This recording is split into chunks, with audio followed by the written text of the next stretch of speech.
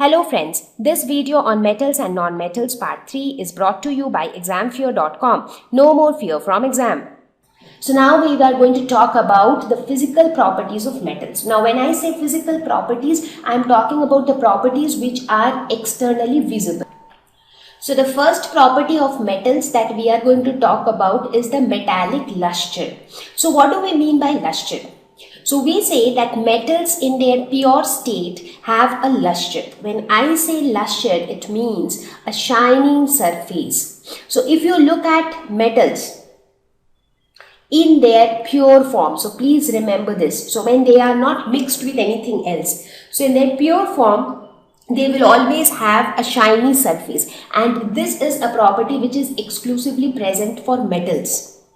Now, if you want, you can just try this out yourself. So what you have to do is you take small pieces of iron, copper, aluminium or magnesium. So these kind of metals you take and just look at the appearance of their surface. Now what you do, clean the surface of each of these sample by rubbing with a sandpaper. You know what is sandpaper? So sandpaper generally, if you go to any shop and ask for sandpaper, they'll give it to you. It will be a paper with a rough surface and it is used for cleaning the metal surfaces. So once you clean it, and now you again observe the appearance on the surface, and you will see that the surface is very shiny. So in fact, for gold and silver, you can actually see, we actually know how shiny it is, the gold jewelry, silver jewelry. However, they are mixed with some other things also in order to provide rigidity to it. But still these metals have a lot of luster in them. So metallic luster is a property or a physical property of metals.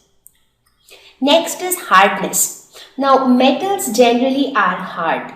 However, the hardness might vary from one metal to another. So one metal might be more hard, some other metal might be quite soft, but as such metals, when compared to non-metals, they are hard. So let us take some examples.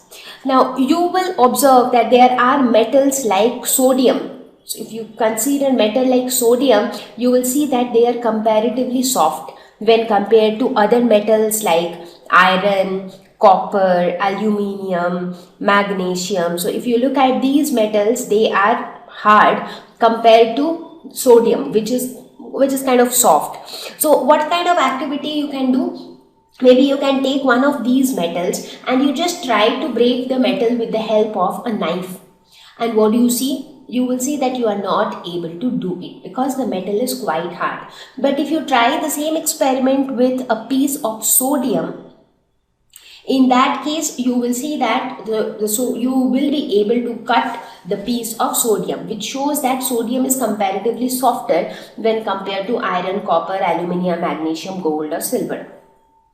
So in general, metals are hard. Now, whatever physical properties we are going to talk about now, that doesn't mean that all metals are going to have the same property. There are exceptions to it. There are variations even within the metal. For example, as far as hardness is considered, not all metals are equally hard. For example, even if you compare iron or copper or magnesium, they are not equally hard.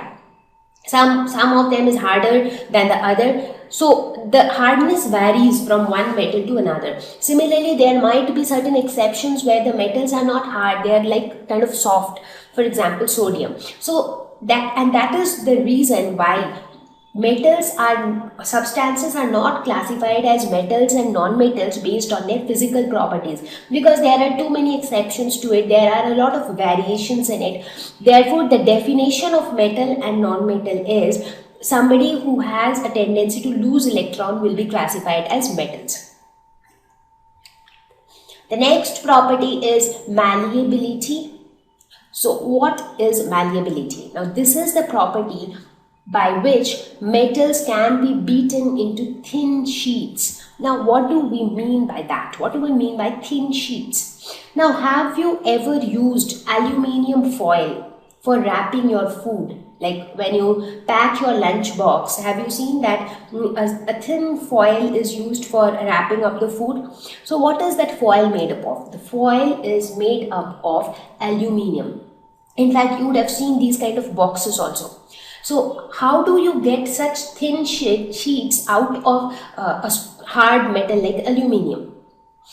So that shows that aluminium has a property that it can actually be beaten into thin sheets. Now how do you beat it? Now just take a small example. Take a hammer and take any metal object, maybe an iron nail or a small piece of aluminium if you have any in your house, and you start beating it with the hammer. Now when you repeatedly beat it with the hammer, what do you see? So what you would see, what you would most likely see is the metal changes its shape. Now as you beat it wherever, it tends to become deformed in that portion. So basically on beating metals, they are able to change their shape. So when you vigorously beat it, it might even turn into thin sheets, and that is how it happens in case of aluminium. Now not only aluminium foil, so aluminium foil is just one example. So aluminium foil is one example which shows the property of malleability. Another example could be the silver foil, which is used for decorating sweets. If you go to a sweet shop, you see a lot of sweets have a thin silver foil over it. So that silver foil is also obtained from silver. So the silver metal is actually beaten into extremely thin sheets, and that's how we get it. So this shows that, and this property is present again exclusively in metals. So if you try to compare and if you try to look at a similar property in case of non-metals, you will see that they do not have this property. Now when we talk about non-metals, we will talk about each of these properties again and show that how they do not have it. So this property of malleability can be seen in a lot of metals like aluminium, silver, iron, zinc, copper, etc.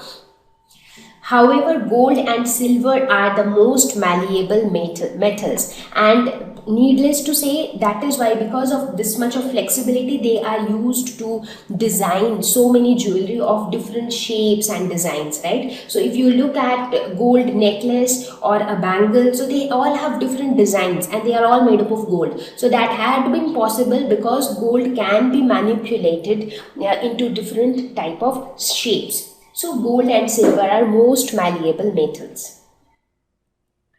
Thank you. Please visit www.examfear.com to watch more educational videos with a better experience. Please do not forget to like and subscribe to our YouTube channel for latest updates. Thank you once again.